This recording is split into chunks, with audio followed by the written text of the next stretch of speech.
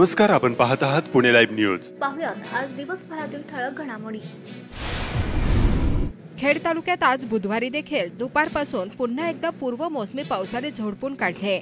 चाकण, राजगुरुनगर परिसर आणि खेड तालुक्यात बहुतांश ग्रामीण भागात अनेक ठिकाणी ढगफुटीसारखा मुसळधार पाऊस झाल्याचे चित्र पाहावयास मिळाले। खेड तालुक्यात आज देखील वीज कोसळून एक मृत्यू झाला आहे।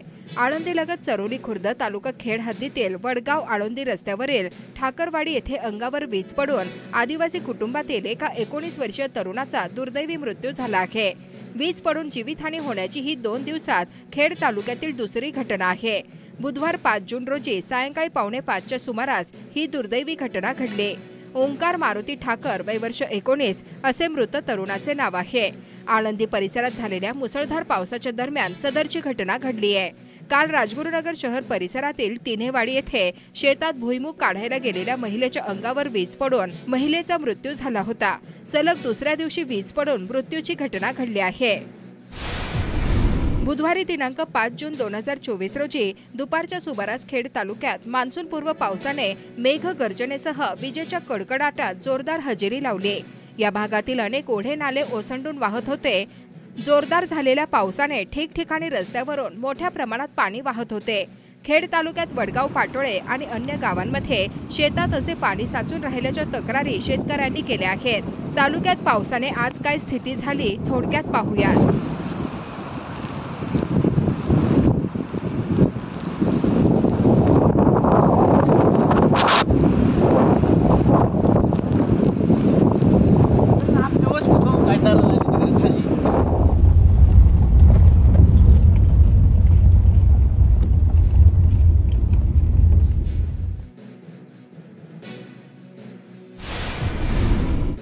पीक कर्जाचे वाटप लवकर केले नाही म्हणून शिवीगाळ व दमदाटी करत एकाच लोखंडी फायटरने डोळ्यावर ठोसा मारून गंभीर जखमी केल्याचा धक्कादायक प्रकार समोर आला आहे। चाकण जवळील काळूस तालुका खेड येथे हा प्रकार घडला। चाकण पोलिसांनी या प्रकरणी तिघांवर मंगळवारी गुन्हा दाखल केला आहे। बाळासाहेब राघू साळुंखे, वय वर्ष 57, राहणार काळूस, संगमवाडी तालुका खेड, जिल्हा पुणे यांनी या प्रकरणी चाकण पोलीस ठाण्यात फिर्याद दिली। बाळासाहेब यांच्या फिर्यादीवरून धोंडीबा कुंडलिक पवळे, राहणार काळूस व त्यांचे आणखी 2 साथीदार, नाव पत्ता माहीत नाही, यांच्यावर गुन्हा दाखल करण्यात आला आहे। कंपनीच्या पाठीमागील बाजूस असलेले शटर उचकटून चोरट्याने कंपनीच्या स्टोर रूम मधील 2,72,650 रुपये किमतीच्या पितळी व तांब्याच्या पट्ट्या रातोरात लांबविल्याचा प्रकार समोर आला आहे। महाळुंगे इंगळे पोलिसांनी या प्रकरणी अज्ञात चोरट्यावर चोरीचा गुन्हा दाखल केला आहे। खेड कृषी उत्पन्न बाजार समितीच्या चाकण येथील महात्मा फुले मार्केटमध्ये बुधवारी 5 जून रोजी कांद्याची 150 क्विंटल आवक होऊन कांद्याला 1,500 ते 2,500 रुपये भाव मिळाला। खेड तालुका शिक्षण प्रसारक मंडळ संचलित हुतात्मा राजगुरू महाविद्यालयामध्ये 11वी विज्ञान शाखेत प्रवेश घेऊ इच्छिणाऱ्या विद्यार्थ्यांसाठी करिअर मार्गदर्शन मेळाव्याचे आयोजन करण्यात आले। या प्रसंगी संस्थाध्यक्ष ॲडव्होकेट देवेंद्र बुट्टे पाटील, उपाध्यक्ष नानासाहेब टाकळकर हे उपस्थित होते। शिरूर लोकसभा मतदारसंघातून महाविकास आघाडीचे शरद पवार, राष्ट्रवादीचे उमेदवार डॉक्टर अमोल कोल्हे हे गेल्या वेळेपेक्षा प्रचंड मताधिक्याने यावेळी निवडून आले। खेड तालुका काँग्रेसच्या वतीने खासदार अमोल कोल्हे यांचे अभिनंदन करण्यात आल्याचे खेड तालुका काँग्रेसचे अध्यक्ष विजय डोळस यांनी सांगितले। जागतिक पर्यावरण दिनानिमित्त आळंदीतील संत लीलाभूमी आळंदी सिद्धबेट येथे आळंदी नगर परिषद व वन विभाग यांच्या माध्यमातून 55 देशी वृक्षांचे वृक्षारोपण करण्यात आले।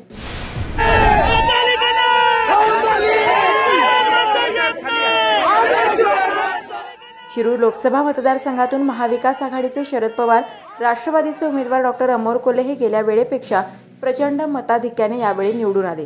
त्यांनी आघाडीचे शिवाजीराव आढळराव पाटील यांचा सलग दुसऱ्यांदा पराभव केला। या निवडणुकीत राष्ट्रवादी शरदचंद्र पवार पक्षाचे डॉक्टर अमोल कोल्हे 1,40,951 मतांची आघाडी घेत विजयी झाले। अमोल कोल्हे यांना भोसरी वगळता इतर 5 विधानसभा मतदारसंघात आघाडी मिळाली।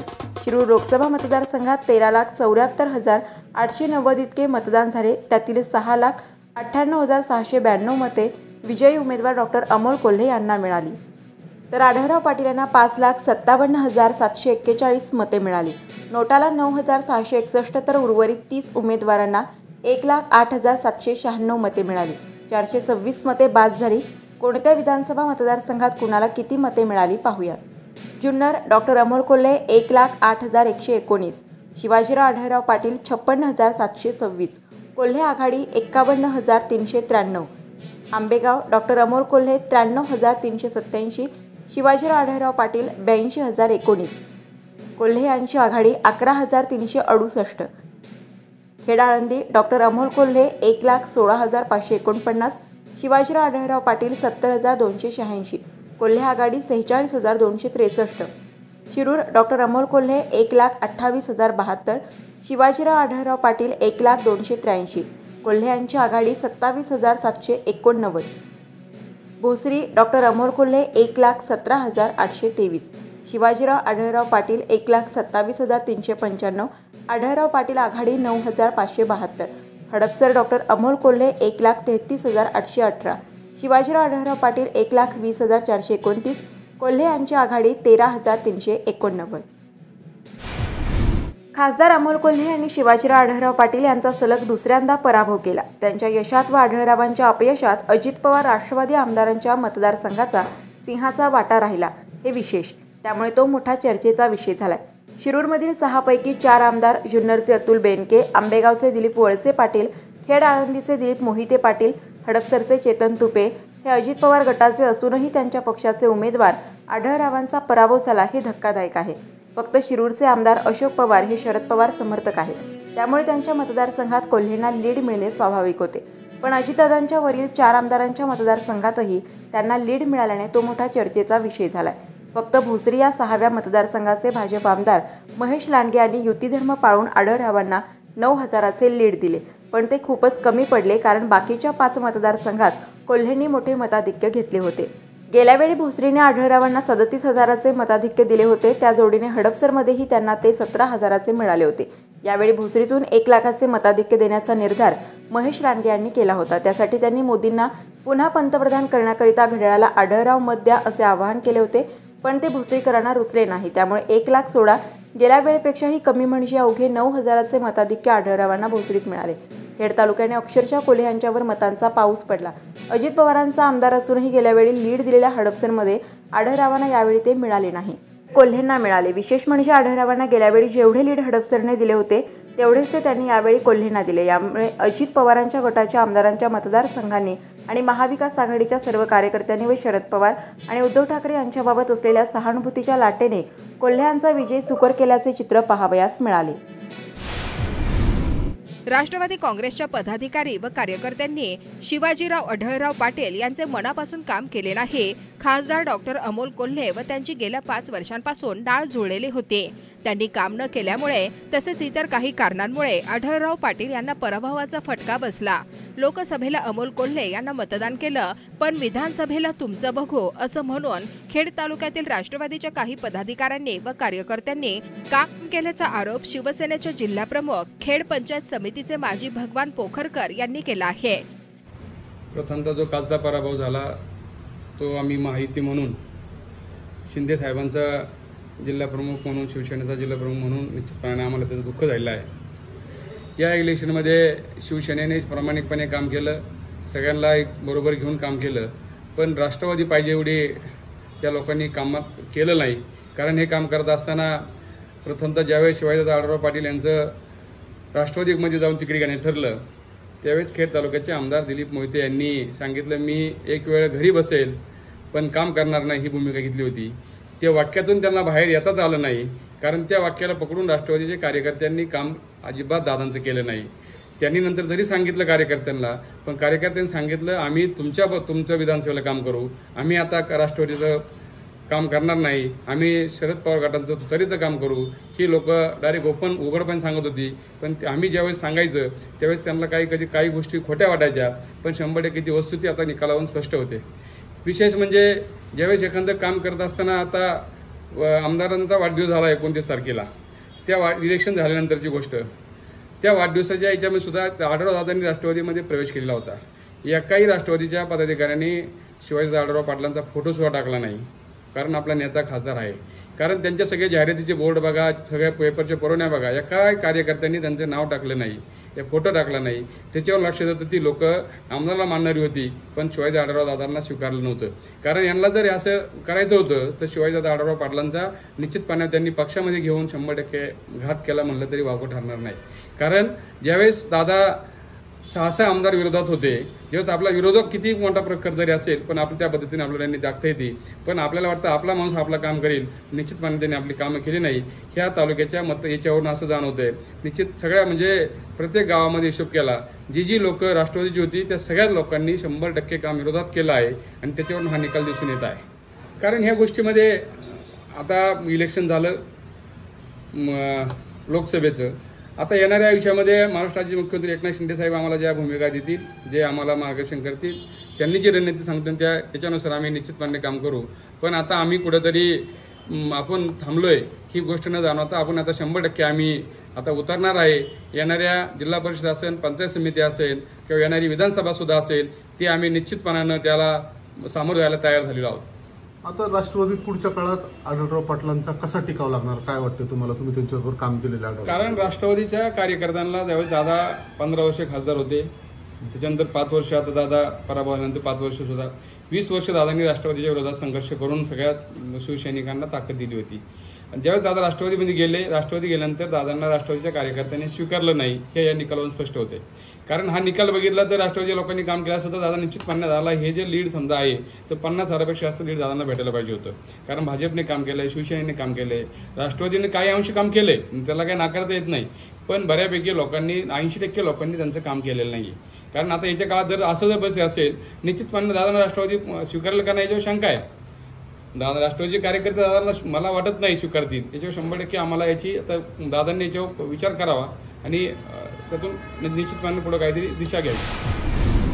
जागतिक पर्यावरण दिनानिमित्त चाकण वन विभाग आणि रेस्क्यू टीम, स्वर्गीय आमदार सुरेश भाऊ गोरे उच्च माध्यमिक विद्यालय व एका खासगी कंपनीच्या माध्यमातून वृक्षारोपण कार्यक्रम राबवण्यात आला. यावेळी निसर्ग संगोपनाची शपथ घेण्यात आली. जागतिक पर्यावरण दिनानिमित्त उपवन संरक्षक मान्य अमोल सातपुते साहेब, माननीय संदेश पाटील साहेब, वन परिक्षेत्र अधिकारी माननीय शंकर साहेब यांच्या मार्गदर्शनाखाली चाकण वन परिक्षेत्र अंतर्गत चाकण नियत क्षेत्रात वृक्षारोपणाचा कार्यक्रम करण्यात आला. त्यामध्ये CVG कंपनी, आसन company, Bhama English medium school यांच्या माध्यमातून सदर वृक्षारोपण करण्यात आले. माझं नाव अश्विनी जगताप. माझ्या कंपनीचं नाव CVG sitting India private limited. आमची कंपनी दरवर्षी पर्यावरणासाठी भरपूर काही मदत करत राहते. आम्ही जसं की जागतिक पर्यावरण दिन हा 5 जून साठी सेलिब्रेट केला जातो. आम्ही दरवर्षी आपल्या जवळच्या फॉरेस्टसाठी झाडं आम्ही इथे देतो आणि ह्या वर्षीही आम्ही सेम इथे येऊन झाडांचं लागवड केलेली आहे, प्लस श्रमदानासाठी सुद्धा हातभार लावलेला आहे. 5 जून जागतिक पर्यावरण दिन या निमित्ताने आम्ही दरवर्षी स्वर्गीय आमदार सुरेश भाऊ गोरे माध्यमिक उच्च माध्यमिक विद्यालय, भामा इंग्लिश मीडियम स्कूल व ज्ञानवर्धिनी विद्यालय यांच्या मार्फत या ठिकाणी आम्ही वृक्षारोपण करत असतो व त्या वृक्षांचं संवर्धनही या ठिकाणी करत असतो.